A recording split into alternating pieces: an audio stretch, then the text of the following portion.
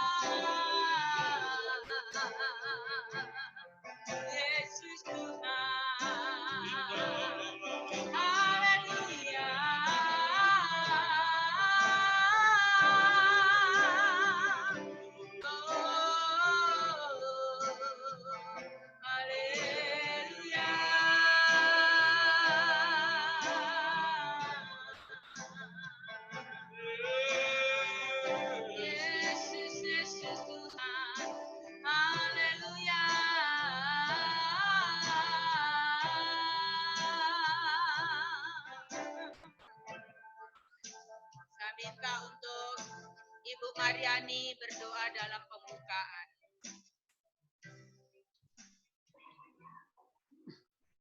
Haleluya. Terima kasih Bapak untuk pagi hari ini kami mengucap syukur Bapak. Pagi hari ini kami masih bisa hadir dalam ibadah online ini Tuhan. Kami merayakan hari kebangkitan-Mu Bapak. Oh, sungguh suatu anugerah yang sangat luar biasa yang Kau berikan kepada kami di pagi hari ini ya Bapak. Bapak, sebentar lagi kami mempersiapkan hati kami akan masuk ke dalam hadirat-Mu Tuhan, kami akan memuji Engkau, kami akan memuliakan Engkau di pagi hari ini ya Bapa. Dan juga kami mempersiapkan diri kami untuk pengajaran firman-Mu di pagi hari ini.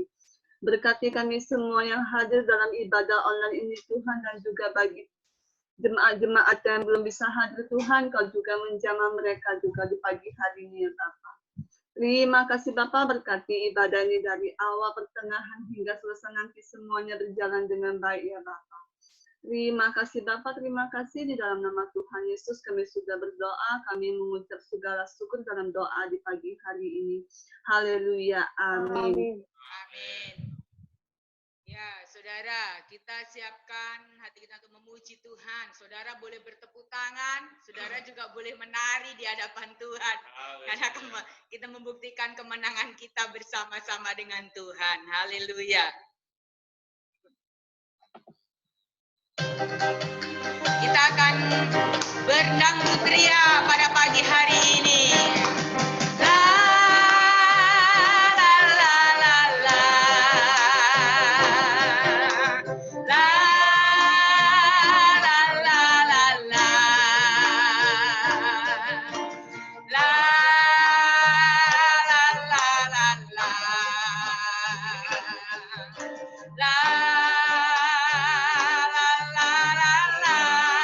Sekali lagi. La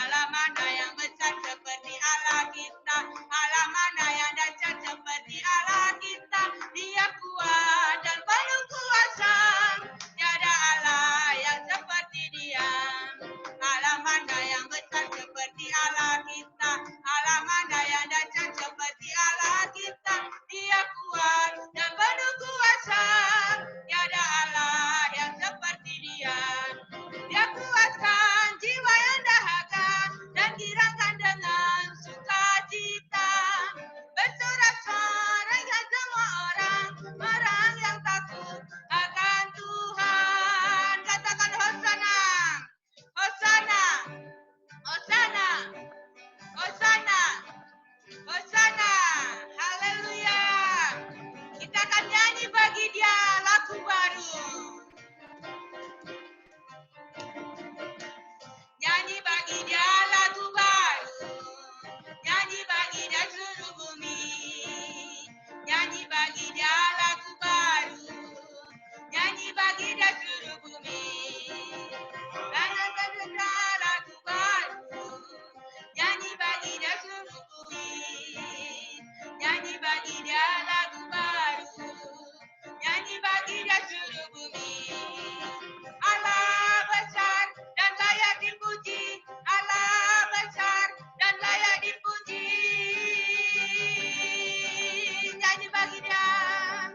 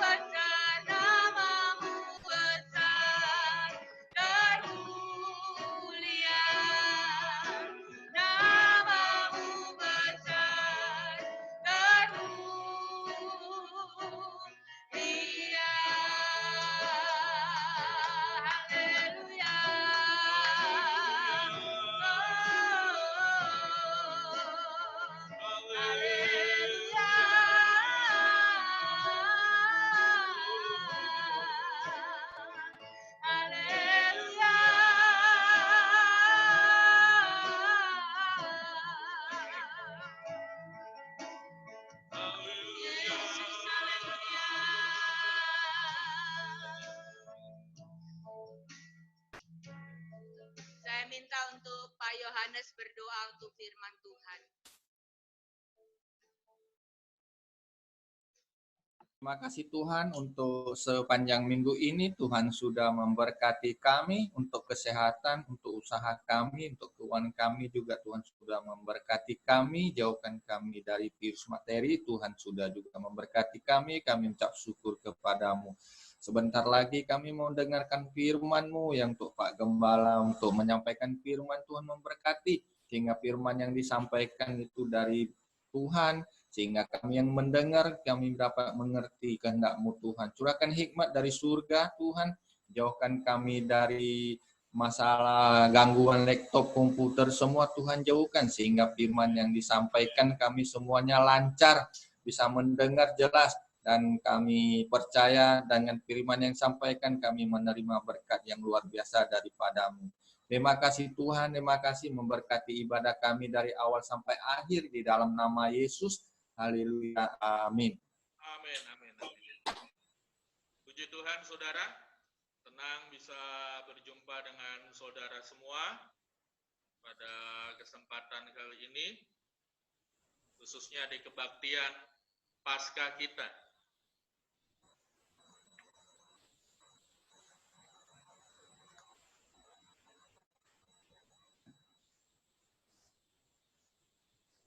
Nah, pada kesempatan kali ini, saudara, saya pengen menyampaikan firman Tuhan yang Tuhan taruh di dalam hati saya.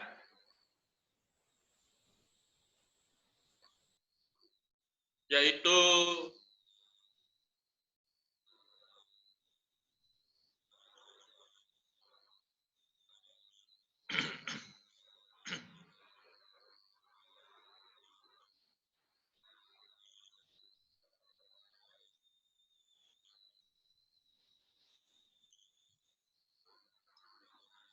khotbah pada kebaktian Minggu Paskah ini saya beri judul tentang perihal kebangkitan Yesus Kristus.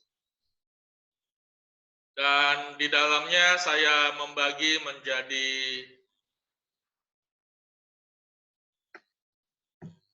3 konten, saudara.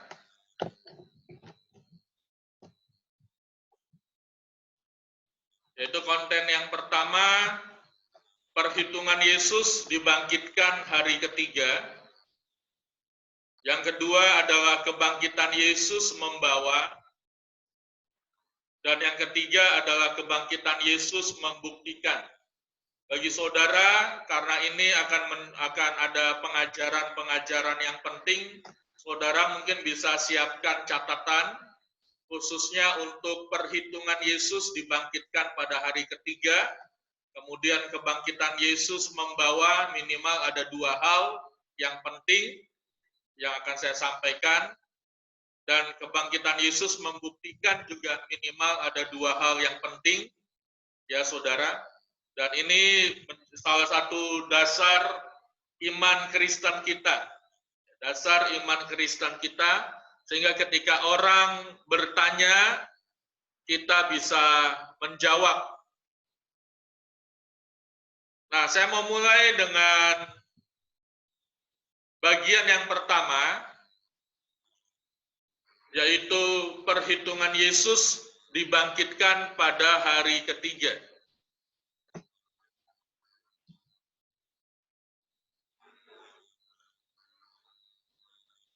Nanti saya minta Pak Daud untuk membacakan Yohanes pasal 11 ayat 25.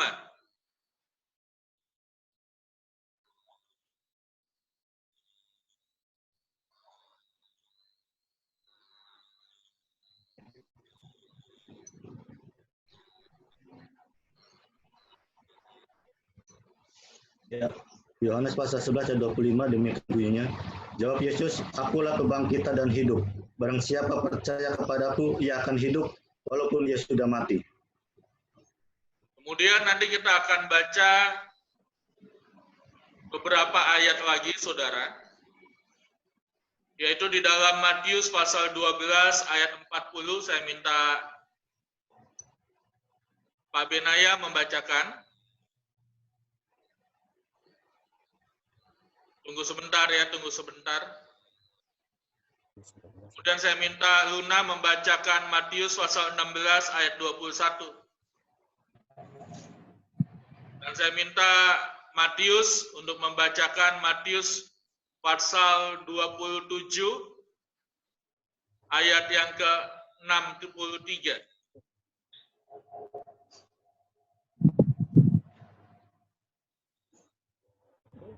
Ya, silakan Pak Benaya mulai.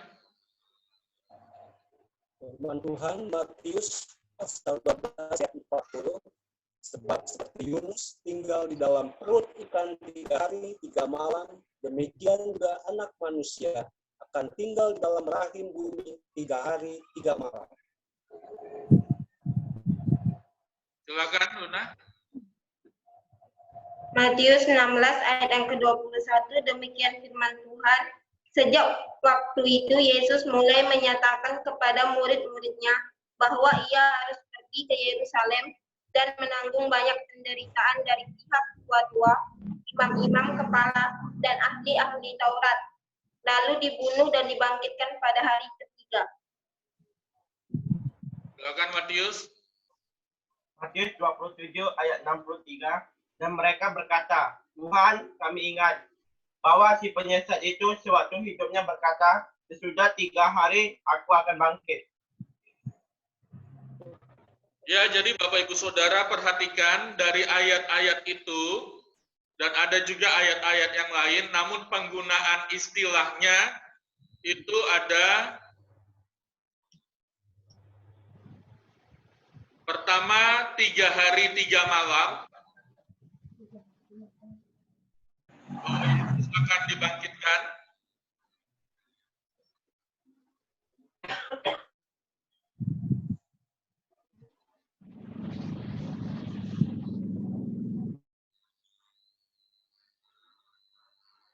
Yang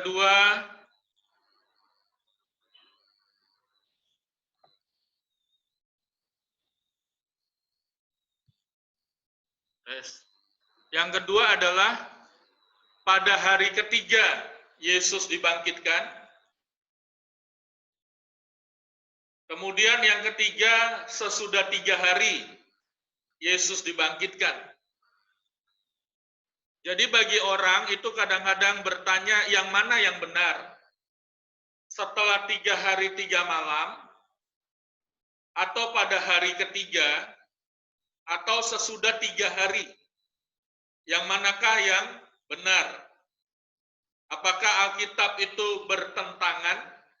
Padahal itu ketiga ayat tadi itu ditulis oleh penulis yang sama, yaitu Matius, di dalam Injil Matius. Sedangkan kalau saudara buka Injil yang lain, Markus, Lukas, saudara, dan mungkin Yohanes juga, itu ada juga pengungkapan-pengungkapan mengenai hal ini, saudara. Nah, selain itu,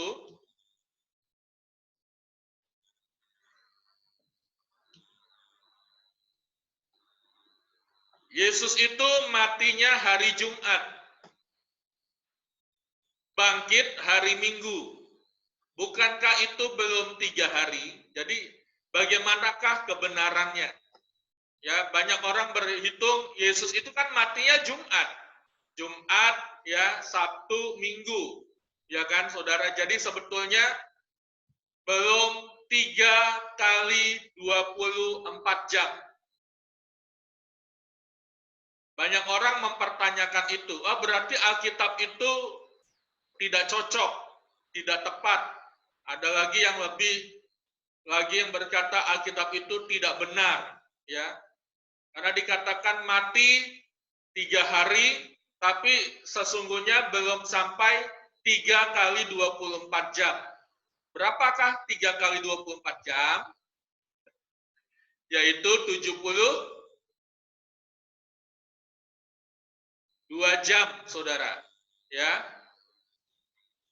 3 kali 24 jam.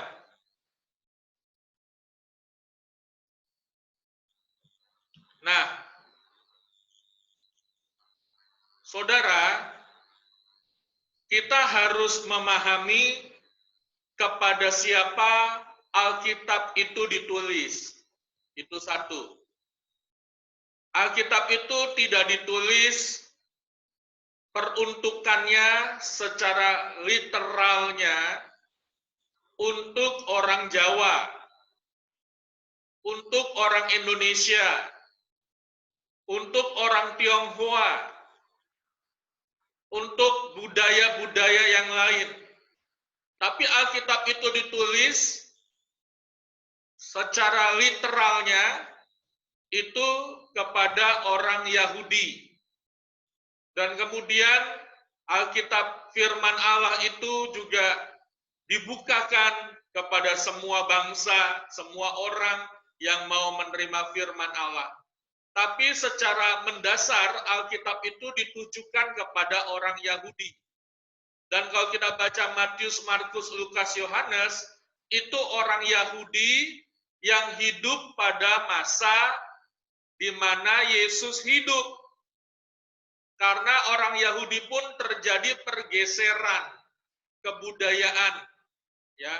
Jadi sekarang Yahudi yang sekarang ini sudah modern. Bahkan bahasa-bahasa yang digunakan pada zaman Yesus sekarang ini juga sudah langka ditemukan orang menggunakan bahasa seperti zaman Yesus. Jadi kita harus memahami pengertian dan kebudayaan, demikian juga cara berpikir orang Yahudi pada zaman Yesus. Baru kita bisa memahami maksud Alkitab itu, maksud perkataan Injil itu dengan tepat, dengan jelas. Kita tidak bisa memahaminya dengan kebudayaan kita. Orang Chinese mendengarnya dengan latar belakang kebudayaannya. Orang Batak mendengarnya dengan latar belakang kebudayaannya. Itu akan sulit, saudara, akan sulit. Karena secara literal Alkitab itu diberikan kepada orang Yahudi, perkataan di dalam Injil Matius itu kepada orang Yahudi pada zaman Yesus gitu. Bahkan sekitar berapa, kurang lebih 80, 60 atau 100 tahun setelah Yesus, saudara, itu mungkin masih bisa relevan banget. Tapi saudara, nilai-nilai firman Allah, nilai-nilai rohaninya itu akan senantiasa relevan sepanjang masa. Ya, jadi buat memahaminya kita harus menaruh budaya pikiran orang Yahudi di dalam pikiran kita dengan cara mempelajari mereka. Makanya ada buku-buku penuntun ya budaya-budaya orang Yahudi. Kenapa Yesus pada umur tertentu dia dibawa ke bait Allah buat disunat? Itu memang ada budaya, ada aturan orang Yahudi. Kenapa wanita harus pakai tudung kepala? Ya itu memang ada budayanya, saudara. Seperti itu. Jadi buat kita mengerti dengan jelas, kita harus juga belajar tentang budaya-budaya pada zaman Alkitab itu ditulis. Berbeda lagi pada zaman Musa. Pada zaman Musa itu orang Yahudinya masih mengembara. Tapi ketika saudara baca zamannya Daud, orang Yahudinya itu sudah membangun kerajaan. Gitu. Itu budayanya berbeda terus, saudara.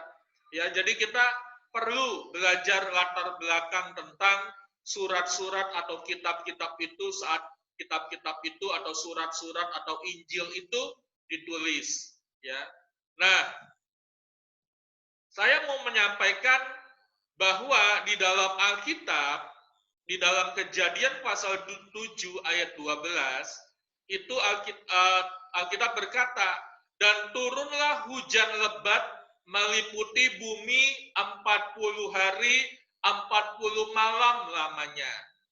Tapi di ayat 17, saudara dikatakan 40 hari lamanya air bah itu meliputi bumi. Dan seterusnya.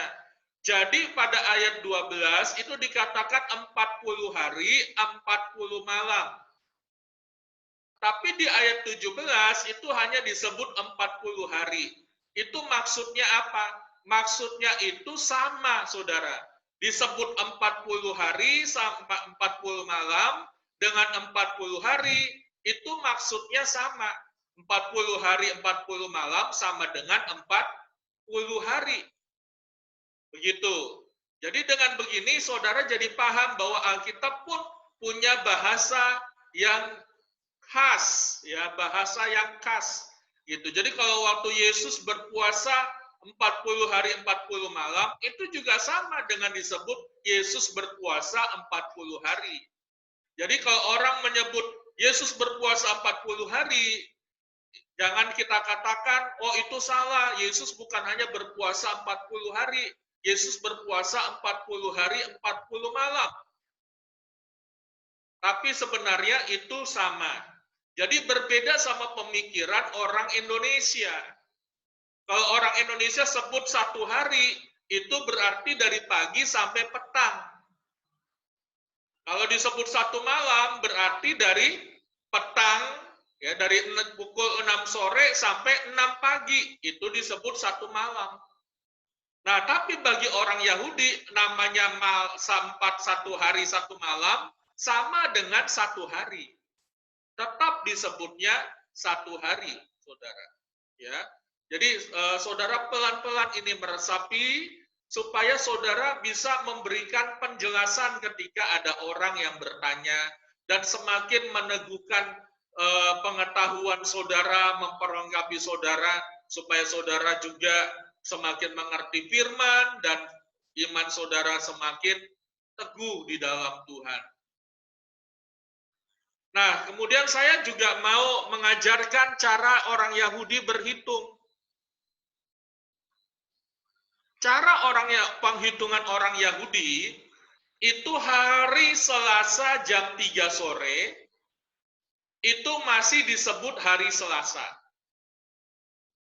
Ya, saudara. Tapi, hari Selasa jam 6 sore, itu sudah hari Rabu. Karena pergantian harinya orang Yahudi penghitungannya, itu mengikuti kitab Kejadian. Ketika Tuhan menciptakan, jadilah petang dan jadilah pagi, itulah hari pertama. Ya, jadi penggantian hari itu bagi orang Yahudi itu jam 6 sore. Kalau kita pergantian harinya jam berapa, saudara? Jam 12 malam, atau jam 00, atau jam 24 malam. Itu pergantian hari kita. Tapi orang Yahudi pergantiannya itu jam 6 sore. Jadi kalau kita itu masih kita sebut ini Selasa jam 6 sore. Nah, orang Yahudi sudah ngomong ini sudah hari Rabu. Kita ngomong masih hari Selasa. Gitu. Karena kita berganti jamnya itu jam 12 malam, jam 00. Orang Yahudi jam 18.00 dia sudah berganti hari. Nah, dari sini kita jadi mengerti nantinya, saudara. Nah, kemudian hari Selasa baru masuk jam 7 sore atau jam 7 malam. Itu sudah disebut satu hari. Ya, saudara ingat kan? Waktu Yesus memberikan perumpamaan tentang orang yang bekerja. Ini perhatikan baik-baik ya, saudara. Di dalam Injil Matius, pasal 20 ayat 13, dan ayat sebelumnya, itu menceritakan ada orang-orang yang mempekerjakan yang dari pagi, dari siang, dan dari jam 5 sore. Dan Tuhan itu berkata, setiap orang yang bekerja satu hari diberikan 1 dinar upahnya. Nah, jam 6 sore, orang yang dipanggil, yang bekerja dari pagi, dari jam 8 pagi, katakan dari jam 8 pagi, dikasih 1 dinar. Yang dari jam 10 pagi dikasih 1 dinar. Yang dari jam 12 siang dikasih 1 dinar. Sampai yang bekerja dari jam 5 sore itu tetap dikasih 1 dinar karena dihitung dia sudah bekerja 1 hari. Lantas orang-orang pegawai-pegawai yang kerja dari pagi merasa tidak adil. Mereka bekerja durasinya jauh lebih lama dari mereka yang bekerja mulai dari jam 5 sore. Berarti yang bekerja dari jam 5 sore itu hanya 1 jam bekerja. Cuma 1 jam. Tapi Tuhan itu berkata, bukankah kita sudah sepakat ayat 13, bahwa setiap orang itu mendapatkan 1 dinar 1 hari. Jadi sekalipun orang itu bekerja cuma 1 jam di hari Selasa, kemudian dia selesai, itu sama dengan dihitungnya bekerja 1 hari. Jadi yang dihitung bekerja 1 hari itu bukan harus dari pagi saja, saudara. Tapi 1 jam saja di hari Selasa, dan dia hari jam 6 itu masih hari Senin, ya kan? Jam 6 sore itu masih hari Senin. Jam 7 malam itu sudah hari Selasa. Dia sudah berhenti bekerja, itu tetap dihitung 1 hari. Jadi saudara, penghitungan orang Israel, orang Yahudi itu, sekalipun bekerja hanya 1 jam, sebelum jam 6 sore tetap dihitung 1 hari. Ya, bagi kita yang tidak terbiasa berpikir seperti ini, mungkin butuh penyesuaian. Tapi bagi saudara yang pernah menginap di hotel, ya, jam check out hotel itu hampir-hampir sama. Dia punya perhitungan itu perhitungan tersendiri. Beda sama perhitungan pekerja tukang, borongan, tukang bangunan. Itu berbeda. Sama hitungan pegawai itu berbeda. Kalau hitungan pegawai bekerja 1 hari, itu dari jam 8 sampai jam 5 sore. Itu 1 hari. Ya, kalau tukang juga begitu. Ya, dari jam 8 pagi sampai jam 5 sore itu 1 hari. Lewat dari jam 5 sore, ya, itu sudah dihitung lembur. Tapi hotel itu berbeda, saudara. Saudara masuk jam 2 pagi. Karena saudara sibuk sekali, ya, sampai saudara baru datang ke dalam satu kota, saudara sibuk, dan setelah pekerjaan selesai, itu sudah jam 2 pagi. Dan saudara cari hotel. Ketemu hotelnya. Hotel itu punya peraturan. Check out itu jam 12 siang. Jadi kalau saudara masuk jam 2 pagi, saudara tidak check out jam 12 siang, saudara akan dihitung 2 hari. Saya pernah ngalami saudara di Batam sama ibu. Gitu. Jadi kami itu memang harus check out jam 12 siang. Kalau tas kita pergi, kemudian tas kita tuh masih di dalam kamar, kita kembali jam 2 siang. Kan check out-nya harusnya jam 12 siang. Kita kembali jam 2 siang, kita sudah dihitung bayar 2 hari. Sekalipun tidak bermalam di hotel itu, tapi tetap dihitungnya bayar 2 hari.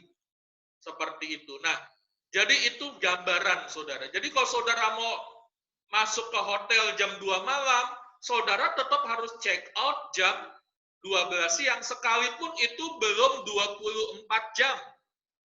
Belum 24 jam. Karena hotel punya hitungan yang tersendiri. Demikian juga orang Yahudi. Ya, jadi dari sini sekarang kita tahu bahwa prinsip penghitungan orang Yahudi itu jauh berbeda dari penghitungan kita. Jauh sekali berbeda dari penghitungan kita. Kita lanjut, saudara. Nah, sekarang kita hitung kematian Tuhan Yesus. Yesus mati itu hari Jumat jam 3 sore. Berarti 3 jam lagi itu sudah hari Sabtu. Hari Sabtu itu hari Sabat. Jadi tidak boleh ada orang yang masih mati tergantung di kayu salib. Makanya tentara Romawi menurunkan Yesus. Jadi Yesus mati itu hari Jumat jam 3 sore. Itu hari pertama. Saudara harus kuasai ini pelan-pelan, ya. Makanya saya minta saudara catat. Kemudian Yesus diturunkan. Yesus diturunkan itu sebelum jam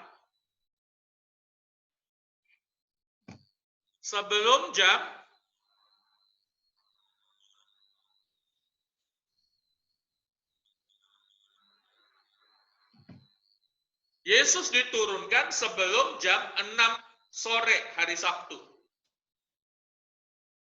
Kemudian dia dikafani, saudara. Dibawa ke makam. Dan makamnya itu disegel.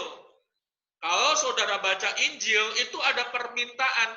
Karena Yesus berkata pada hari ketiga dia akan bangkit. Jadi makamnya itu dijaga tentara dan disegel.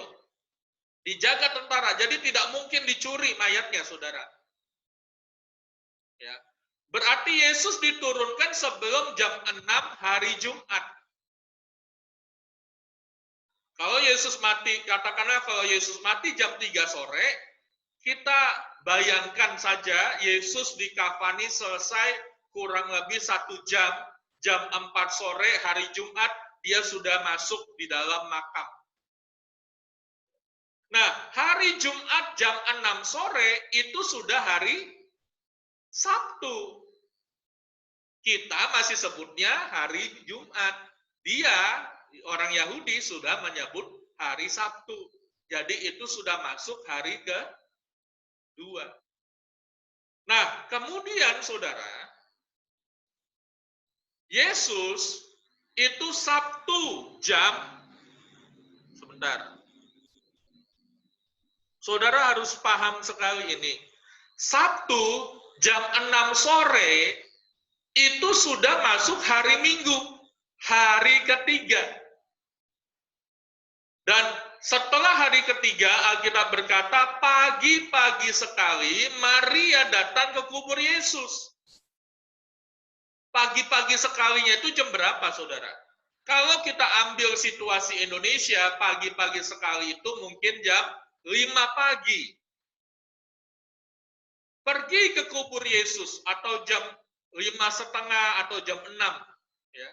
Tapi kalau kita sebut jam 5 pagi saja, pada hari Minggu itu, Yesus pada hari Minggu penghitungan orang Yahudi, mereka, Maria itu sudah melihat kubur Yesus itu batunya itu digulingkan. Ingat, pintunya kubur Yesus itu bukan pintu kayu, saudara. Itu batu yang besar. Oh, 1 orang, 2 orang mungkin tidak kuat menggelindingkan batu itu. Nah, setelah mereka melihat bahwa jasad Yesus tidak ada di dalam makam dari yang dimiliki, yang dipinjamkan kepada Yesus itu, mereka menangis kan, saudara. Setelah mereka menangis, malaikat itu muncul dan memberitahukan bahwa seperti yang dia katakan bahwa dia akan bangkit dan dia akan mendahului kamu ke Yerusalem. Jadi saudara, hari Minggu itu adalah hari ketiga. Dan itulah hari kebangkitan Yesus. Jadi kalau dari sini kita jadi paham, apakah Yesus benar-benar mati, dikuburkan, dan pada hari ketiga dia dibangkitkan? Ya, benar. Apakah Yesus setelah dia mati, 3 hari 3 malam dia dibangkitkan? Iya, benar. Apakah Yesus sesudah hari ketiga ia dibangkitkan? Iya, benar. Karena inilah penghitungannya. Jadi Alkitab itu tidak bertentangan, saudara. Nah, dari sini kita jadi paham, saudara, jangan kalau ada orang berkata, kalau Yesus matinya 3 hari, Dikubur ya berarti dia harus matinya di hari Rabu atau Kamis. Iya, itu kalau kita menghitung hitungan orang Indonesia. Tapi yang dipakai ini dan ini adalah situasi di mana Yesus hidup itu dalam budaya orang Yahudi. Jadi dari sini saya berdoa supaya saudara mengerti dengan jelas, saudara paham. Nah, poin yang kedua yang saya mau sampaikan adalah kebangkitan Yesus membawa.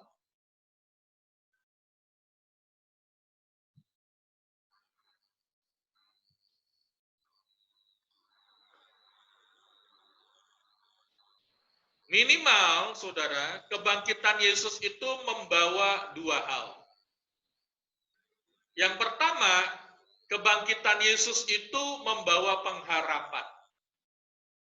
Pengharapan akan apa, saudara? Pengharapan akan kebangkitan orang mati untuk menikmati kehidupan di dunia lain. Jadi dengan kebangkitannya Yesus, kita jadi punya pengharapan. Pengharapan terhadap apa? Pengharapan terhadap kebangkitan orang mati. Kebangkitan orang mati untuk apa? Untuk menikmati kehidupan di dunia lain. Saya bandingkan dua versi Alkitab. Lukas pasal 20 ayat 35 terjemahan baru berkata, tetapi mereka yang dianggap layak untuk mendapat bagian dalam dunia yang lain itu dan dalam kebangkitan dari antara orang mati, tidak kawin dan tidak dikawinkan. Nah, versi Alkitab yang terbuka, AYT. AYT itu artinya Alkitab yang terbuka. Itu berkata, tetapi orang-orang yang dianggap pantas, kalau terjemahan baru, yang dianggap layak. Ya, kalau Alkitab yang terbuka, yang dianggap pantas untuk mendapatkan bagian dalam dunia yang akan datang. Amin, puji Tuhan. Dan alam kebangkitan dari antara orang mati, ya, tidak akan menikah dan dinikahkan. Jadi saudara, kita ini punya pengharapan di dalam Tuhan. Bahwa kalau kita diizinkan Tuhan untuk mati secara jasmani, jangan takut. Sebab pada kedatangan Tuhan Yesus kita akan dibangkitkan. Untuk apa? Untuk menikmati dunia yang akan datang. Langit dan bumi baru. Heaven, sorga itu saudara. Itu dunia yang akan datang. Jadi kalau kita, saudara, kehilangan ada keluarga yang mendahului kita lebih dulu, dan orang itu sudah di dalam Tuhan, orang itu setia kepada Tuhan, hidup dalam pertobatan, saudara masih ingat khotbah saya hari Jumat itu, ya hidupnya 100% taat kepada Allah, roh, jiwa, dan tubuhnya. Bolehkah kita menangis? Boleh. Menangis itu ekspresi jiwa yang wajar. Tapi menangisnya jangan terlalu berlarut-larut. Seperti orang yang tidak punya pengharapan. Karena kita tahu bahwa orang-orang yang mati di dalam Tuhan adalah berharga di mata Tuhan. Berharga di mata Tuhan. Bahkan mungkin ada orang-orang yang mati di dalam Tuhan, tapi kita tidak bisa temukan jasadnya. Mungkin dia mati kecelakaan, saudara. Ya, seperti berapa tahun yang lalu ada sebuah pesawat ya jatuh dan masuk ke dalam ke dalam relung lautan yang begitu dalam sehingga bodi pesawat itu tidak bisa diangkat, dan mungkin ada orang yang tewas karena dimakan harimau, tewas karena dimakan hewan buas. Mungkin kita nggak bisa temukan jasadnya, tapi percayalah kalau mereka hidup di dalam Allah, pada waktu Maranatha datang, pada waktu Maranatha tiba, dimanapun mereka, Tuhan akan sanggup membangkitkan mereka. Untuk apa? Dibangkitkan bukan untuk menerima hukuman, tapi untuk menikmati dunia yang akan datang. Hal yang kedua, saudara, kebangkitan Yesus yang itu minimal, ya tadi membawa pengharapan, yang kedua membawa kemenangan. Haleluya. Kemenangan atas apa? Bukan hanya kalau kemenangan atas krisis ekonomi, saudara perhatikan baik-baik. Krisis ekonomi di Indonesia sudah terjadi berapa kali, saudara? Semasa hidup saudara. Semasa hidup saya, krisis ekonomi di Indonesia itu tahun 98, 2008. Dan sekarang ini mungkin akan ada tsunami krisis ekonomi. Tsunami, saudara. Bukan hanya sekedar krisis ekonomi. Tapi saudara perhatikan, dari 3 kali ini, atau dari 2 yang ini, tahun 98 dan tahun 2008, apa yang terjadi sekarang? Setiap kali krisis ekonomi, saudara camkan baik-baik, itu selalu ada kebangkitan ekonomi. Itu terjadi secara alamiah, saudara. Sama, saya masih ingat Ibu Mariani berapa waktu yang lalu ya, mungkin sudah lama, mau memperumpamakan kalau dia menghempas bola ke lantai, bola itu akan memantul lagi naik ke atas. Semakin dihempaskan dengan kuat, semakin memantulnya ke atas lebih kuat, lebih kencang. Itu namanya rebound. Pantulan naik ke atas. Jadi ekonomi secara alamiah pasti pulih kembali, saudara. Pasti pulih kembali. Nah, berarti kemenangan ini atas ekonomi itu bukan sesuatu hal yang sangat fundamental, yang sangat mendasar. Kalau saudara perhatikan, di dalam hukum paling dasar dari setiap negara, itu bukan kesejahteraan rakyatnya. Bukan supaya rakyatnya sejahtera. Itu bukan nomor 1. Setiap pemerintahan yang paling mendasar mengutamakan yang nomor 1 adalah keselamatan rakyat. Makanya Indonesia menghadapi COVID-19 ini, Presiden Jokowi dengan segenap kabinetnya, dan kita dukung, kita doakan, kita lakukan apa yang pemerintah himbau, apa yang pemerintah sudah keluarkan peraturan-peraturan, itu nomor 1 adalah mengutamakan keselamatan rakyat.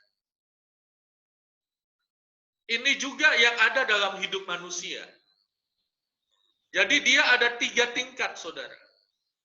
Pertama, mengutamakan keselamatan rakyat. Itu nomor 1.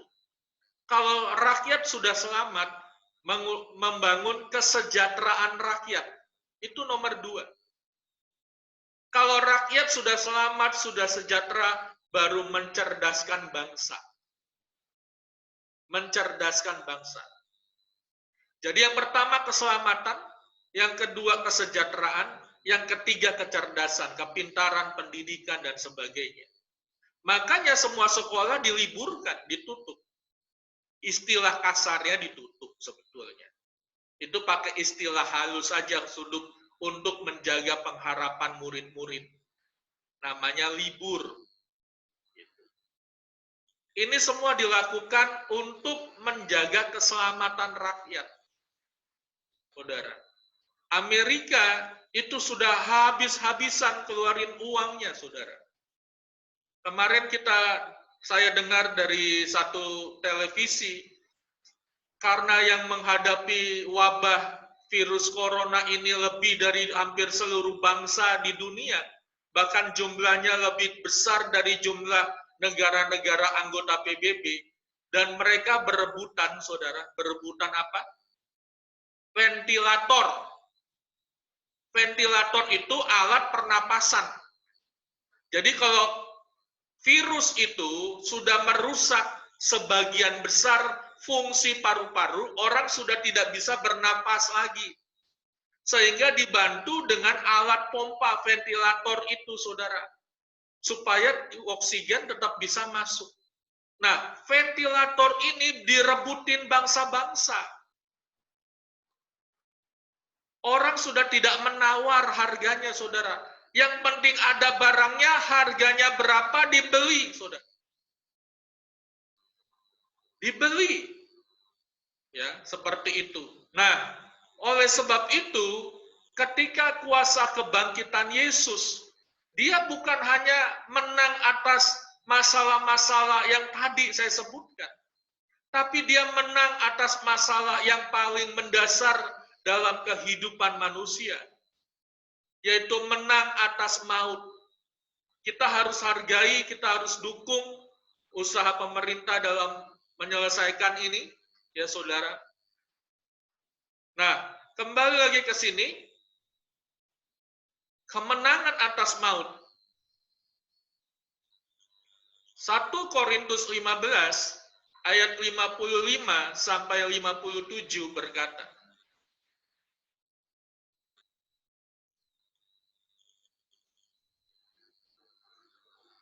Hai maut, di manakah kemenanganmu?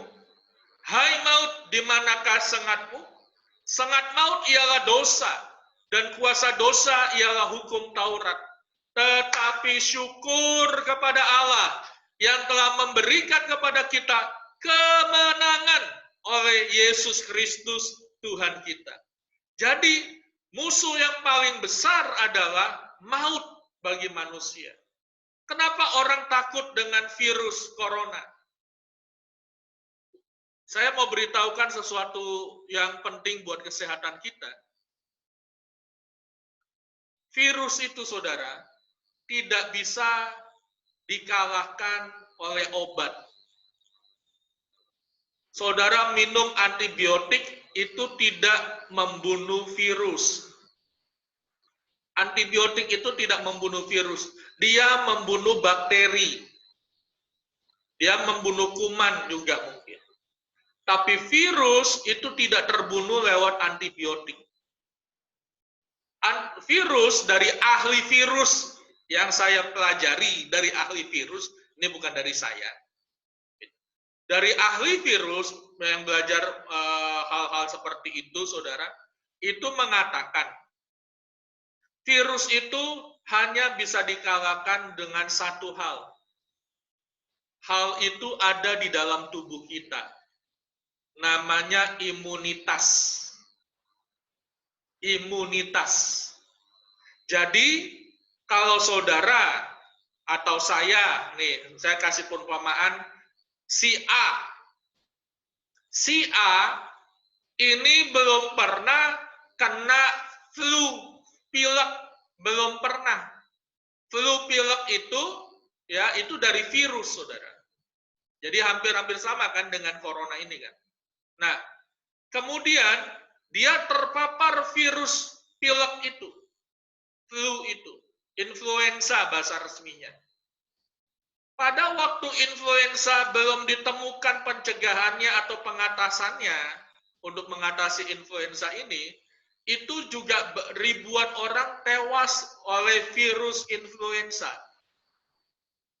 Nah, si A ini belum pernah, saudara, belum pernah terpapar virus influenza. Nah, ketika virus influenza masuk ke dalam tubuhnya, katakanlah ada 100 jumlahnya.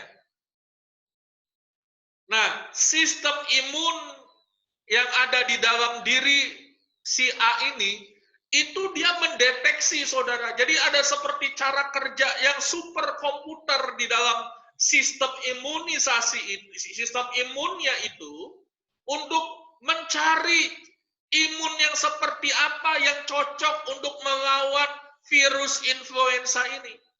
Itulah sebabnya dalam proses orang pertama kali terpapar virus influenza, biasanya 1 minggu dia pilek dan demam. pilek dan demam 1 minggu. Nah, setelah 1 minggu, imunnya ini sudah ngebaca, saudara. Ya, entah butuh waktu berapa lama gitu ya. Dan dia sudah memproduksi musuhnya virus influenza ini. Jadi kayak tentara gitu, saudara, dibangun tentaranya. Tapi virus ini kan berkembang biak. Dari cuman 100, dia bisa jadi 1000, bisa jadi 2000. Nah, imun ini harus lebih banyak dari jumlah virus yang ada di tubuh si A itu. Nah, ketika imunnya bisa mencapai 100.000, virusnya ini cuma 10.000, mulai dimakan, saudara. Mulai dimakan. Makanya biasanya orang setelah 1 minggu, pileknya mulai reda. Demamnya mulai reda.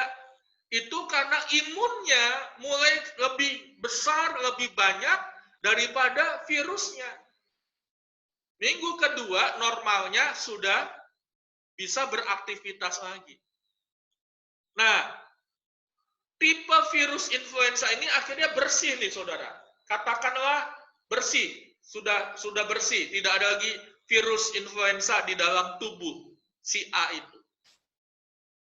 Kemudian datanya itu sudah disimpan di dalam sistem imun dalam diri si A itu.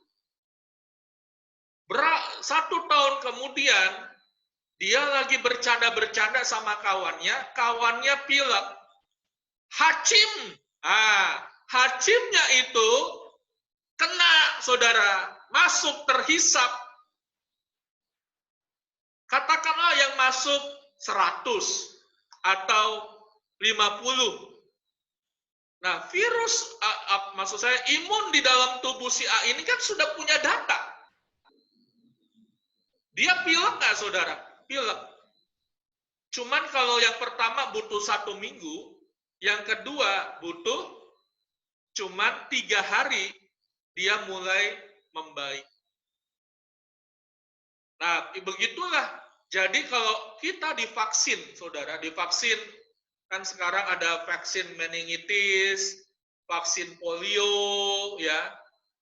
Bagi saudara yang punya tetangga yang anaknya harus diimunisasi, sarankan tetap imunisasi. Ya, tetap imunisasi, itu penting sekali. Nah, imunisasi itu, vaksin itu disuntikan itu adalah virus yang sudah mati atau virus yang sudah lemah, supaya sistem imun orang itu membaca data dan dia bisa produksi imun yang tepat sesuai dengan virus yang dimasukkan ke dalam tubuhnya. Itu cuma satu, saudara, cara untuk melawan virus corona. Imunitas. Oleh sebab itu, ya kemarin dikatakan oleh juru bicara gugus tugas nasional, pakai masker, jaga jarak, kemudian harus senang, harus happy, nggak boleh khawatir. Karena kalau saudara happy, kita senang, ya imunitas kita jadi bagus, rajin olahraga, makan buah dan sayur. Seperti Alkitab katakan, hati yang gembira adalah obat.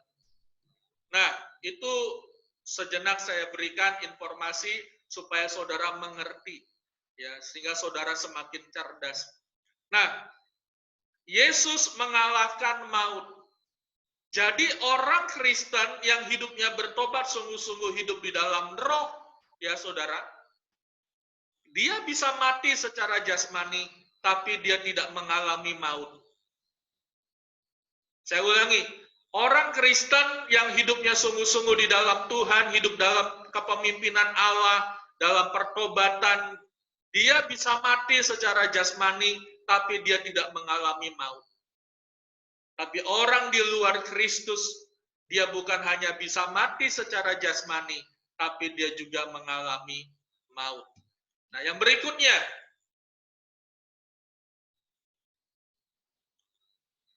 kebangkitan Yesus membuktikan. Minimal, saudara, kebangkitan Yesus itu membuktikan 2 hal. Pertama, bahwa Allah adalah Allahnya orang hidup. Allah itu yang kita sembah bukan Allahnya orang mati, tapi Allahnya orang hidup. Oleh sebab itu bersyukurlah kita, karena kita pasti hidup. Amin. Ya, kita pasti hidup. Sekalipun kita mati, ya sekalipun sudah mati, tadi Yohanes berkata, kita akan hidup selama-lamanya. Karena Allah itu, Yesus itu bukan Allahnya orang mati, tapi Allahnya orang hidup. Lukas pasal 20 ayat 38.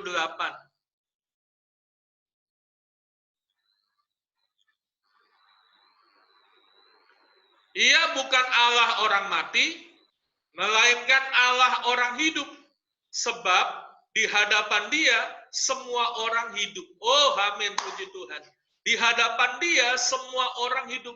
Kalau saudara rajin setia menghadap Tuhan, saudara pasti hidup. Karena pancaran wajah Allah itu menghidupkan kita. Pancaran wajah Allah itu lebih hebat dari sinar matahari. Kalau sinar matahari saja bisa membunuh virus, saudara, apalagi pancaran wajah Allah yang menciptakan matahari. Dan kemarin saya dengar virus corona ini sudah masuk bukan hanya kepada manusia, tapi kepada seekor, saya lupa, citah atau harimau atau sejenis itu, saudara. Jadi juga ditemukan di binatang. Nah, saudara, kalau kita menghadap wajah Allah, kita mencari wajah Allah dalam doa, dalam ibadah-ibadah seperti ini, ya, percaya sinarnya Allah itu menghidupkan kita. Seperti bunga matahari. Makanya saya pakai background bunga-bungaan. Seperti bunga matahari yang selalu mencari sinar matahari. Karena dia bisa menerima banyak kehidupan, banyak kebaikan dari sinar matahari. Tumbuhan, saudara, pohon, kalau tidak kena sinar matahari, ya saudara kasih pupuk, saudara kasih apapun juga, tapi kalau dia tidak kena sinar matahari, saudara, dia akan bertumbuh dengan tidak baik. Alkitab berkata Allah itu dalam Mazmur, Allah itu adalah matahari kita. Kita ini seperti pohon yang ditanam di tepi aliran air. Dan Allah itu adalah matahari kita, Allah itu adalah sungai kehidupan kita. Nah, hal yang terakhir yang saya mau sampaikan adalah bahwa kebangkitan Yesus Kristus itu membuktikan bahwa anak Allah yang berkuasa. Haleluya, amin, puji Tuhan. Roma 1 ayat 4 berkata, dan menurut Roh Kekudusan dinyatakan oleh kebangkitannya dari antara orang mati bahwa ia adalah anak Allah yang berkuasa. Yesus Kristus Tuhan kita. Wow, kita menyembah anak Allah yang berkuasa, saudara. Yang kuasanya jauh lebih besar daripada kuasa manapun. Alkitab berkata segala sesuatu yang di atas maupun yang di atas bumi maupun yang di bawah bumi tunduk kepada nama Tuhan Yesus. Saya percaya usaha saudara dipelihara oleh Allah. Saya percaya keluarga saudara dipelihara oleh Allah. Saya percaya pekerjaan saudara dipelihara oleh Allah. Saya percaya kesehatan saudara dan kita semua juga dipelihara oleh Allah. Seluruh kehidupan dari umat GGP Rumah Kesembuhan, umat Tuhan di dalam jemaat ini, Tuhanlah yang memelihara kita. Tuhanlah yang memagari kita. Tuhanlah yang menjagai kita. Dan Tuhanlah sumber kehidupan kita. Puji nama Tuhan. Mari kita siapkan hati kita untuk masuk ke dalam hadirat Tuhan.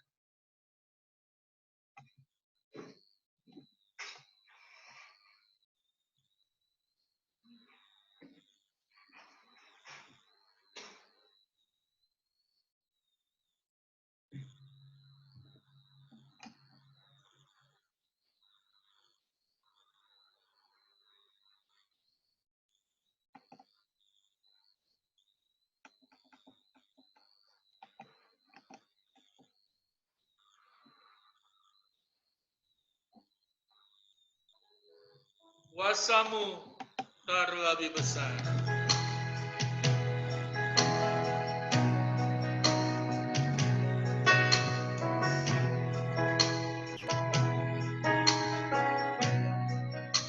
Kuasamu terlebih besar, Tuhanku terlebih besar. Tak pernah terlambat janji-Mu ya Tuhan, menolong hidupku. Kuasa-Mu terlebih besar, Tuhanku terlebih besar. Tak pernah terlambat janji-Mu ya Tuhan, pulihkan hidupku.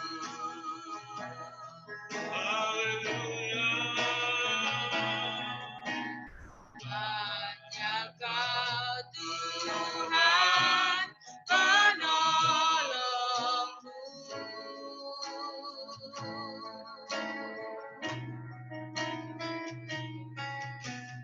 Yang selalu setia bersamaku.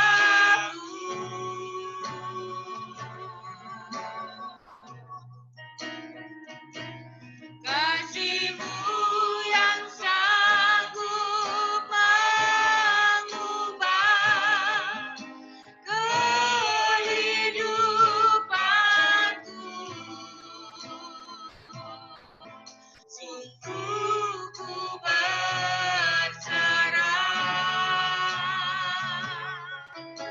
sungguh ku percaya, kuasa-Mu terlebih besar, Tuhanku terlebih besar. Tak pernah terlambat janji-Mu ya Tuhan, menolong hidupku. Kuasa-Mu terlebih besar, Tuhanku terlebih besar. Tak pernah terlambat janji-Mu ya Tuhan, pulihkan hidupku. Tak pernah terlambat, tak pernah terlambat janji-Mu ya Tuhan, pulihkan hidupku. Tak pernah terlambat, tak pernah terlambat janji-Mu ya Tuhan, pulihkan hidupku.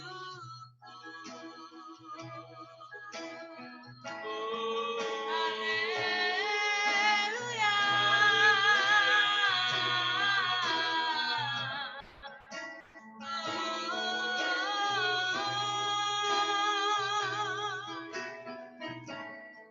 Yesus, haleluya.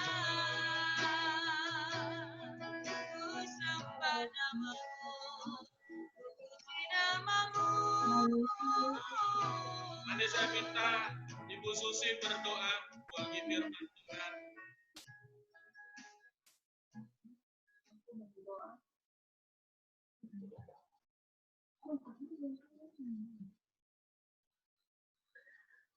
Terima kasih Tuhan untuk firman yang tadi disampaikan Bapak Gembala pada ibadah pada pagi hari ini Tuhan. Kami percaya Tuhan, pikiran kami dibukakan kembali tentang firman-Mu Tuhan.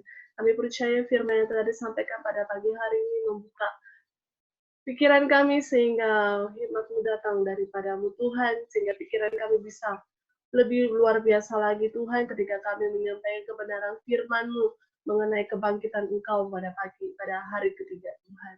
Pakai hidup kami secara luar biasa Tuhan pada saat-saat ini, biar kami juga bisa membawa setiap keluarga ya kami yang lain, teman-teman kami yang lain, untuk bisa datang, untuk bisa beribadah, untuk bisa percaya kepadamu Tuhan, karena hanya kepadamu Tuhan Kau adalah juru selamat kehidupan kami. Kami juga berdoa Tuhan pada pagi hari ini untuk seluruh jemaat yang telah mengikuti ibadah online pada pagi hari ini. Kami percaya Tuhan ketika kami sedang bersusah hati, Engkau Allah yang memberikan kesukacitaan dalam kehidupan kami. Apabila kami ada kesulitan ekonomi, Tuhan, Engkau Allah yang bekerja secara luar biasa dan banjir berkat akan memenuhi setiap lubung-lubung kami. Oh Yesus, terpuji namamu Tuhan, dan kami menerima firman-Mu di dalam nama Tuhan Yesus. Haleluya. Amin. Baik, kita akan dengarkan pengumuman dari Pak Yonatan. Silakan, Pak. Shalom Bapak Ibu Saudara sekalian yang dikasihi Tuhan. Shalom. Pada siang hari ini kami akan membacakan agenda pelayanan sepekan House of Healing Family. Hari Minggu jam 9 pagi ibadah raya online via Zoom. Jumat jam 7 malam doa malam online via Zoom. Jumat doa puasa di tempat masing-masing. Diliburkan sementara, Minggu pemuritan diliburkan waktu yang ditentukan. Rabu rumah berkat diliburkan bulan April. Sabtu Yudkom diliburkan waktu yang ditentukan. Terima kasih atas perhatiannya, Tuhan Yesus memberkati. Mari kita satukan dalam doa, kita akan memberikan persembahan bagi Tuhan. Terpujilah Tuhan Raja semesta alam. Pada siang hari ini dengan kerendahan hati kami datang ke hadirat-Mu, bersujud tersungkur memuji dan menyembah Engkau ya Tuhan. Dan kami mengucap syukur atas benih-benih firman-Mu yang telah Engkau taburkan kepada kami di siang hari ini, agar firman-Mu bertumbuh di dalam hati kami makin besar dan berbuah-buah yang lebat bagi kerajaan Allah di dunia ini. Terima kasih Tuhan, terima kasih. Dan juga sebentar lagi kami akan memberikan persembahan bagi-Mu ya Tuhan. Dan Engkau kuduskan, sucikan persembahan yang akan kami berikan kepadamu Tuhan, agar persembahan kami layak menjadi kesenangan hati-Mu. Engkau yang mengembalikan 30, 60, bahkan 100 kali ganda. Dan bagi saudara-saudara kami yang mengembalikan hak milik Tuhan, yaitu berbentuk perpuluhan, Tuhan telah membuka pintu gerbang surga dan mencurahkan banjir berkat sampai hidup di dalam berkelimpahan. Terima kasih Tuhan, terima kasih. Dan juga bagi saudara-saudara kami yang memberikan persembahan untuk rumah ibadah, Tuhan telah mencurahkan berkat sampai melimpah ruah di dalam bejana anggur pemerahannya. Terima kasih Tuhan, terima kasih. Dan kami berdoa buat Bapak Gembala kami beserta Ibu dan seluruh jemaat Allah di GP Rumah Kesembuhan yang mengikuti ibadah online pada siang hari ini maupun yang belum. Kami berdoa di dalam nama Tuhan Yesus Kristus. Tuhan, limpahkan berkat kasih karunia-Mu di dalam perlindungan-Mu. Kami semua selamat, terhindar dari mara bahaya, terhindar dari sakit penyakit, terhindar dari mara bahaya dan malapetaka, dan terhindar dari niat jahat para setan dan para iblis, terhindar dari kejahatan jin dan setan. Terima kasih Tuhan, di dalam perlindungan-Mu kami semua selamat. Dan Engkau yang menyatukan kami semua di dalam satu iman di dalam Kristus Yesus. Engkau tuntun di dalam perjalanan kehidupan kami ya Bapa, agar kami tetap setia beribadah, memuji dan menyembah Engkau ya Tuhan Yesus. Terima kasih Tuhan, terima kasih. Juga kami berdoa, gerahkan bangsa dan negara kami Indonesia ini. Dari Sabang sampai Merauke kami serahkan ke dalam tangan Tuhan. Tuhan limpahkan berkat kesembuhan bagi bangsa Indonesia ini ya Tuhan. Dari Sabang sampai Merauke, Engkau jamah semua segala sakit penyakit, Engkau hentikan, Engkau singkirkan, dan curahkan hujan kesembuhan bagi seluruh bangsa Indonesia ini. agar kami umat-Mu tenang di dalam menjalani ibadah di rumah ibadah kami masing-masing, yaitu di dalam gereja, rumah Tuhan yang ada di dalam gereja, tempat berkumpulnya orang-orang percaya kepada Tuhan Yesus, yang berkumpul untuk mendengarkan suara Tuhan melalui Bapak Gembala kami. Terima kasih Tuhan, terima kasih. Jauhkan kami semua dari mara bahaya malapetaka, jauhkan dari sakit penyakit, jauhkan dari niat jahat setan dan para iblis, dan dari niat jahat orang lain. Temukan pada kami semua ya Tuhan, pada orang-orang yang tepat yang Tuhan bakalan memberkati kami semua, sampai kami semua hidup di dalam perlimpahan. Terima kasih Tuhan, terima kasih. Dan juga kami berdoa buat saudara-saudara kami yang saat ini belum mengikuti ibadah online. Tuhan jamah mereka, jadikan mereka grup di dalam ibadah online ini Tuhan, agar mereka selamat dari hal-hal yang tidak diinginkan. Terima kasih Tuhan, di dalam nama Tuhan Yesus, jadilah kehendak-Mu, bukan kehendak-Ku yang jadi, melainkan kehendak Bapakku yang terjadi. Haleluya, dalam Yesus. Amin. Baik saudara, kita akan memberikan persembahan, kita naikkan pujian dengan Allah lakukan yang besar.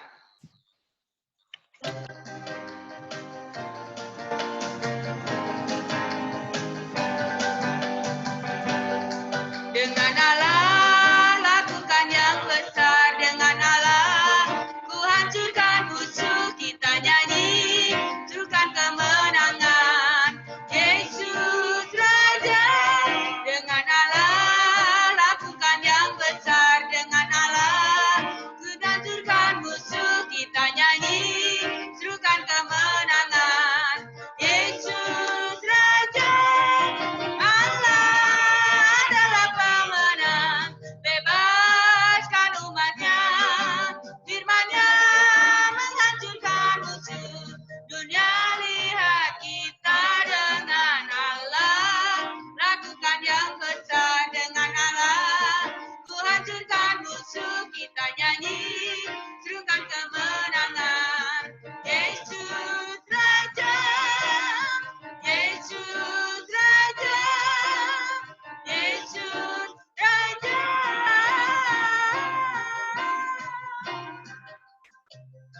Tuhan Yesus memberkati. Haleluya, haleluya. Mari kita akan akhiri ibadah kita pada saat pagi hari ini, saudara.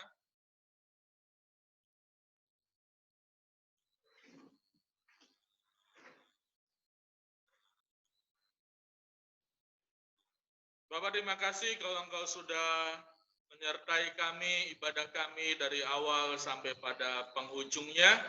Kau melihat bagaimana jemaat-Mu sudah memberikan persembahan, Kau kembalikan, Kau berkati dalam takaran yang dipadatkan, digoncangkan, hingga melimpah keluar sesuai dengan janji Tuhan, 30, 60, bahkan 100 kali ganda.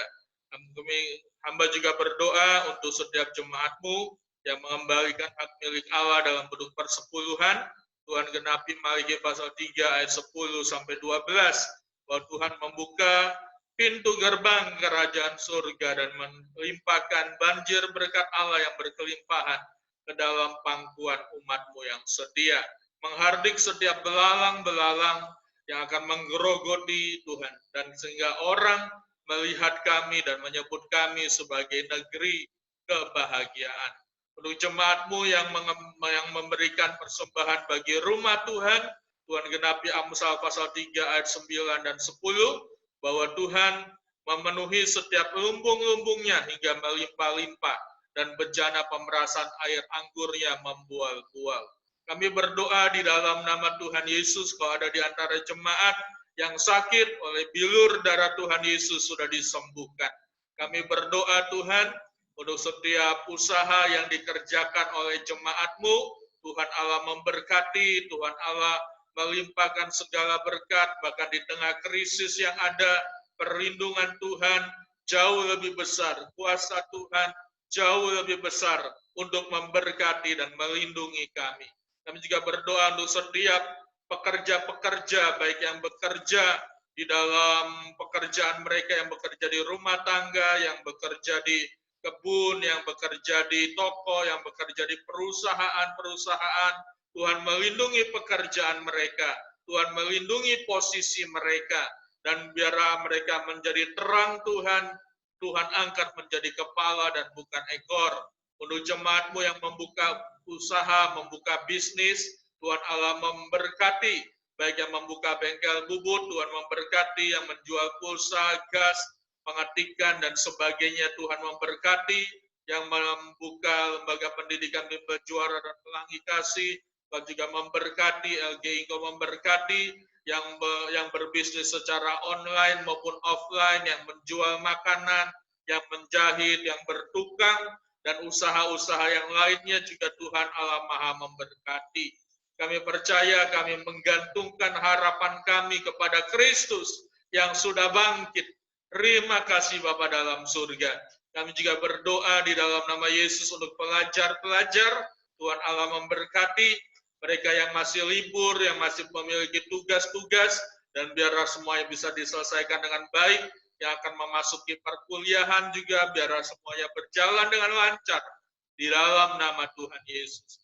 Terima kasih Tuhan, tutup bungkus seluruh anggota jemaat dengan kuasa darah Tuhan Yesus, pemeliharaan Allah dalam roh, jiwa, dan tubuh kami secara sempurna, terlindungi, terpelihara, tanpa cacat dan celah hingga kedatangan Tuhan Yesus. Terima kasih Tuhan, kalau ada di antara jemaat-Mu yang tidak bergabung dalam ibadah online ini, Tuhan jamah dimanapun mereka berada. Kalau ada masalah, ada halangan, Tuhan selesaikan, Tuhan buka jalan. Kalau ada dalam perjalanan atau ada hal-hal yang lain, biar Tuhan jamah, Tuhan berkati, sehingga pada hari Minggu depan kami bisa beribadah bersama-sama melalui join online ini Tuhan. Terima kasih Tuhan, terima kasih Tuhan Yesus, dan sebelum kami berpisah satu dengan yang lainnya, Kau memberkati mulai daripada keluarga Pak Yohanes, keluarga Ibu Elizabeth, baik Ibu Susi maupun Ibu Mariani, dan untuk Ibu Elizabeth dan Endang juga, Kau memberkati keluarga Pak Benaya, Pak Daud, Tuhan Kau memberkati Pak Yonatan, Luna, Foni, Kau memberkati Tuhan, untuk Ibu Venda, untuk Priscilla dan keluarga, Kau juga memberkati Tuhan dalam segala hal, dan kami percaya rancangan Tuhan senantiasa mendatangkan kebaikan. Untuk hamba-Mu juga di tempat ini, Tuhan memberkati. Mari kita angkat kedua tangan kita untuk menerima berkat. Bapak Ibu Saudara, sebelum kita berpisah, marilah kita menerima berkat. Terimalah berkat dari Allah Bapa di surga, kasih karunia di dalam anaknya yang tunggal Tuhan kita, Yesus Kristus, dan persekutuan dengan Roh Kudus yang menyertai kita sekarang dan sampai selama-lamanya di dalam nama Tuhan Yesus Kristus. Yang terima berkat Tuhan katakan amin, amin, amin. Puji Tuhan, haleluya. Saya buka mic-nya dulu ya. Haleluya, haleluya. Halo. Baik, Pak Benaya. Daud, Pak Benaya, Pak Eli, Pak Yonatan, Luna, Pak Yohanes. Tuhan memberkati. Halo semuanya. Hai, Bu Eli. Pak Petra. Rianti, Nah, Agus, Maha, Agus, Hai, halo. Halo, shalom. Daud, Pak Linda. Halo Pak Yonatan. Halo, salam. Tuhan berkati. Pak Yana, salam. Ingat bahwa selama doa sudah digabung di doa Jumat, jadi kita akan berjumpa di doa Jumat malam, jam 7 malam, seperti biasa. Oke, God bless you all. yes. Berkati.